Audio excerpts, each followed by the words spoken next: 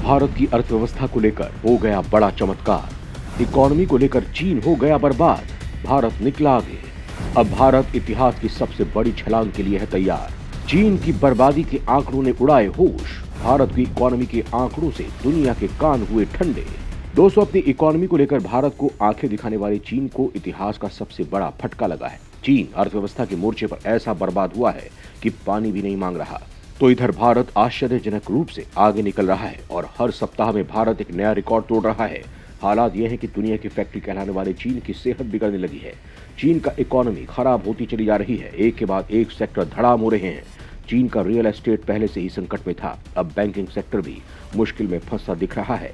तो इधर भारत उम्मीद से ज्यादा आगे बढ़ रहा है। अब दुनिया की तमाम एजेंसी ने भारत और चीन को लेकर जो प्रेडिक्शन दी थी अर्थव्यवस्था को लेकर, वो बदल गई है और जो ताजा आंकड़े जारी हुए हैं उन्होंने सबको हैरान कर दिया है। सबसे पहले बात करते हैं चीन की। चीन की अर्थव्यवस्था का इतिहास का सबसे बड़ा क्रैश। भारत के मुकाबले कई गुना ज्यादा पीछे हो जाएगा चीन। दुनिया की दूसरी सबसे बड़ी इकोनॉमी बीते कुछ समय से बुरे दौर से गुजर रही है। वहां का रियल एस्टेट सेक्टर, जो उसकी जीडीपी में 30% की हिस्सेदारी रखता है, खस्ताहाल हो चुका है। रियल एस्टेट कंपनियां दिवालिया हो रही हैं। लोग खर्च करने की हालत में नहीं है, इसलिए घर खंडहर बनते जा रहे हैं। 1 अरब 40 करोड़ से ज्यादा आबादी वाले देश की धीमी विकास दर, बेरोजगारी, बूढ़ी होती जनसंख्या, प्रॉपर्टी बाजार की उथल पुथल ने उसकी आर्थिक सेहत को बिगाड़ दिया है। चीन की आर्थिक सेहत इस कदर बिगड़ती जा रही है कि अब दुनिया भर की टेंशन बढ़ने लगी है। हालांकि आपको ये भी बता दें कि चीन की बिगड़ती इकोनॉमी का असर भारत पर भी हो सकता है, क्योंकि दोनों देशों के बीच भारी भरकम आयात निर्यात होता है। अगर चीन की अर्थव्यवस्था बिगड़ी तो इसका असर दोनों देशों के व्यापार पर भी दिखेगा और भारत भी प्रभावित होगा। हालांकि इसके लिए भारत प्लान बी पर भी काम कर रहा है, लिहाजा भारत को ज्यादा डरने की जरूरत नहीं है। सवाल है कि चीन क्यों बर्बाद हुआ? तो आपको बता दें कि कोरोना के बाद चीन के सख्त लॉकडाउन ने वहां की सेहत तो सुधार दी, लेकिन आर्थिक सेहत बेपटरी हो गई। चीन के सामानों की कीमतों में आ रही बड़ी गिरावट उसकी इकोनॉमी को चोट पहुंचा रही है। चीन डिफ्लेशन का सामना कर रहा है, यानी चीन में उत्पादन तो लगातार हो रहा है, लेकिन लोगों की हालत ऐसी है कि वो पैसा खर्च नहीं कर सके। चीन का रियल एस्टेट दम तोड़ रहा है, कंपनियां दिवालिया हो रही हैं, जिसका असर बैंकिंग सेक्टर पर पड़ने लगा है। बैंकों का एनपीए यानी बैड लोन बढ़ता जा रहा है। चीन में बेरोजगारी चरम पर पहुंच गई है। चीन की इस हालत का असर सिर्फ उसकी सीमा तक ही सीमित नहीं है, उसका वैश्विक बाजार पर भी असर दिखने लगा है। जानकारों की माने तो चीन की हालत का असर मल्टीनेशनल कंपनियों, उनके कर्मचारियों पर पड़ेगा। हालांकि ये इस बात पर भी निर्भर करता है कि कंपनी वहां से जुड़ी कैसे है। चीन करीब 2 दशक से दुनिया की फैक्ट्री बना हुआ है। दुनिया भर के बाजारों में चीनी माल पटे हुए हैं। बड़ी बड़ी कंपनियां चीन में सस्ता सामान बनाकर दूसरी दुनिया में बेच रही हैं। चीन की बिगड़ती आर्थिक सहायता का असर इन कंपनियों पर पड़ सकता है। हालांकि जानकारों का मानना है कि चीन की स्थिति को बढ़ा चढ़ाकर पेश किया जा रहा है, लेकिन यह भी तय है कि मल्टीनेशनल कंपनियों, उनके कर्मचारियों और उन लोगों पर इसका असर होगा जिनका चीन से किसी न किसी तरह से लेन देन होता है। खासकर उन कंपनियों पर इसका असर होगा जो चीन को सप्लाई करती हैं। जिन कंपनी की कमाई का मुख्य जरिया चीन का बाजार, उन पर असर होगा। यहाँ तक कि आपको बता दें कि चीन की अर्थव्यवस्था की असली रीढ़ यानी चीन की रियल एस्टेट कंपनियां दिवालिया हो रही हैं, जिसका असर वहां के बैंकों पर खूब पड़ रहा है।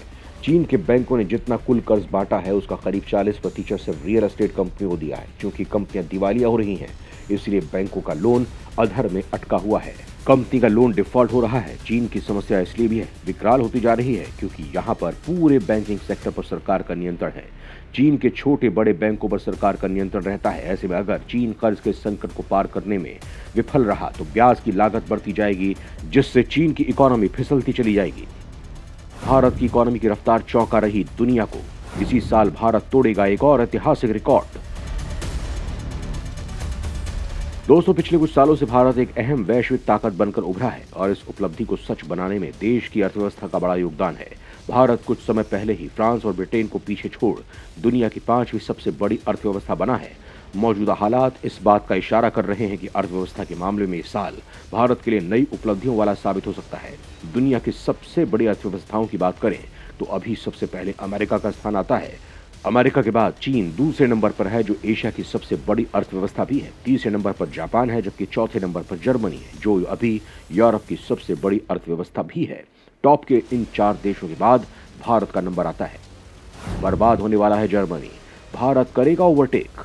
अंतर्राष्ट्रीय मुद्रा कोष के अनुमान को देखें तो साल 2023 में जर्मनी की अर्थव्यवस्था $4031 बिलियन के साथ चौथे स्थान पर है, जबकि 5वें नंबर की भारतीय अर्थव्यवस्था का साइज $3750 बिलियन है। आईएमएफ के इस अनुमान के मुताबिक आर्थिक हालात में बदलाव आया है, जहां जर्मनी के सामने चुनौतियां बढ़ गई हैं, जबकि भारत के लिए हालात अनुकूल हुए हैं। यूरोपियन कमीशन ने इसी सप्ताह यूरोप की बड़ी अर्थव्यवस्थाओं को लेकर ताजे अनुमान जाहिर किए हैं। इस अनुमान के अनुसार साल 2023 यूरोप की सबसे बड़ी अर्थव्यवस्था जर्मनी के लिए आशंका से भी ज्यादा खराब साबित हो सकती है। पहले साइज 0.20% की दर से छोटा होगा। हालांकि अब यूरोपियन कमीशन को 2023 में जर्मनी की अर्थव्यवस्था में 0.40% की गिरावट की आशंका है। दरअसल जर्मनी की अर्थव्यवस्था कई चुनौतियों से जूझ रही है। इस साल जर्मनी मंदी की चपेट में आने वाली अकेली प्रमुख अर्थव्यवस्था है। इस यूरोपीय देश में उपभोक्ता मांग निचले स्तर पर है और उपभोग बेहद कमजोर है। निर्माण की गतिविधियों पर सुस्ती की मार पड़ी है। ये सारे फैक्टर जर्मनी की अर्थव्यवस्था को नीचे की ओर खींच रहे हैं। इन फैक्टर्स ने ही जर्मनी को यूरोप के नए मरीज की उपाधि दिला दी है। दूसरी ओर भारत की बात करें तो चालू वित्त वर्ष की शुरुआत पहले ही शानदार तरीके से हो चुकी है। वित्त वर्ष 2023-24 की पहली तिमाही यानी अप्रैल-जून 2023 के दौरान भारतीय अर्थव्यवस्था ने 7.8% की दर से वृद्धि की है। भारत की जीडीपी के आधिकारिक आंकड़े कई पूर्वानुमानों से बेहतर है। पिछले कुछ महीने के दौरान आईएमएफ से लेकर एडीबी और फिच जैसे ऑर्गेनाइजेशन ने भारत की जीडीपी ग्रोथ के अनुमान को बढ़ाया है। भारत लंबे समय से सबसे तेज गति से तरक्की करने वाली प्रमुख अर्थव्यवस्था बना हुआ है और यही कारण है आईएमएफ जैसी संस्थाओं ने भारत को ग्लोबल ग्रोथ का इंजन बताया है।